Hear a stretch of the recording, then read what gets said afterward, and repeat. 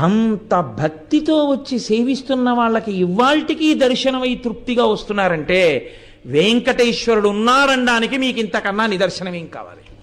నేనంటాను, ఆనంద నిలయంలో వెతక్కండి వెంకటేశ్వరుడి కోసం.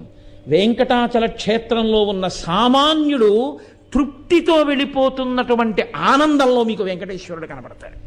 అక్కడున్నాడు. అందుకే స్వామి నటించుచుండు ఈ శైలమందు అన్నారు. ఆ పర్వతం అంతటి మీద ఆయన నర్తిస్తూ ఉంటాడు. ఆ పర్వతమేమి నమ్ముకున్నటువంటి వాడి ప్రతి ఇంటిలో, ప్రతి వాడి గుండెలో, వాడి ముందు, వాడి వెనక, వాడి పక్కన స్వామి నిలబడి ఉంటారు. ఆనాటి నుండి ఈనాటి వరకు వెంకటేశ్వరానుగ్రహము అన్న మాటకు అర్థం, ఏమీ నాకు తెలియదు స్వామి అని చెప్పినటువంటి వాడిని ఆయన అనుగ్రహిస్తాడు. నాకు ఇది తెలుసు అనుకున్నవాడినో, నేను ఇంత గొప్పవాడిని అనుకున్నవాడినో ఆయన